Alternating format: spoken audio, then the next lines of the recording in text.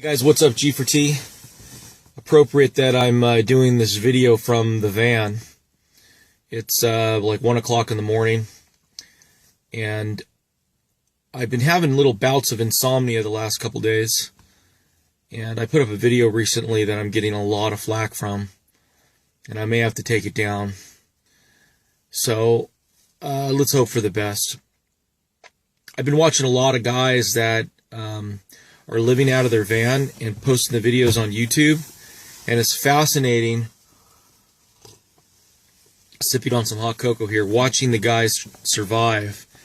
And it reminds me of the times I was out in the desert with Badfinger, and I was bugging out, urban camping, traveling, meeting subscribers. And really, for this year, it's so difficult because my wife is going back to school, and I got a 3-year-old and elderly dad that I take care of. Pretty much that keeps me at home.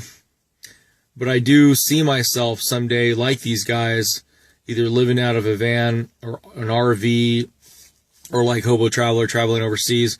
But, you know, once again, you have the family at home, and you have to take that into consideration, and you don't want to leave them for long periods of time. And, you know, you have the wife at home too, that, you know, that loves you and wants you around and needs you.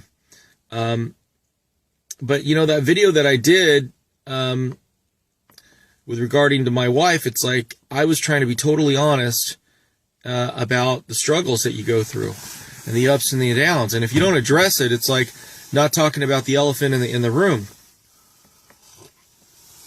50-60% divorce rate. You know, of course we're not talking about it. We're not talking about the male struggle. Why are these guys disappearing? Why are they leaving?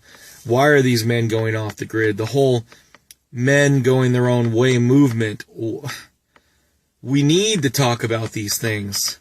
Why are men finding peace and serenity living in the middle of the forest in a van off the grid situation? It's crazy. In a lot of ways, these men kind of crystallizing in my mind what's happening with the social consciousness of the freedom movement.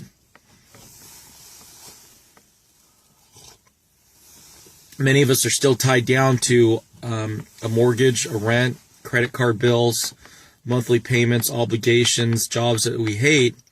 But in some way, these guys living their meager living off the grid, or even like a hobo traveler living in third world countries on $10 a day, these guys are crystallizing where people want to be, where they want to go. And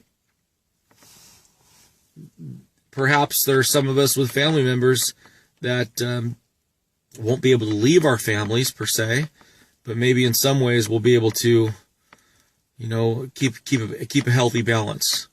We can integrate aspects of the freedom lifestyle, as Alex Ansari puts it, but at the same token, reaching out to women, establishing a relationship on equal terms, equal footing, and being able to raise children in an environment where men are respected, loved, and not vilified. And that's the challenge, and that's the reality of it. Until we start talking about these things in America and realizing that, hey, it goes both ways. And there's a lot of guys out there that are suffering. There's a lot of guys that are suffering. It's on both sides. One case, they've broken free, but now it's loneliness, depression, alcohol abuse. Then there's the men that are in the society and they're being discriminated against, the stress, the pressure. How do we resolve that? Isn't this the age-old question of us in the 30s, 40s, and 50s? Is how do we resolve all this, the pressures that society is putting on us, at the same token live a happy, healthy life? That's a challenge. And in some ways, the videos that I put out, the YouTube channel that I put out, it's demonstrating what I'm viewing as the best way to live a life for me. And it's a balance. It's a balance. So right now it's 1 o'clock in the morning. I'm out here in the van uploading this video, sipping on this hot chocolate. The babies are asleep inside. The wife is asleep inside, and I feel good talking to you guys, and I appreciate your thoughtful concerns in the comment section. Let me know what you guys think on this topic.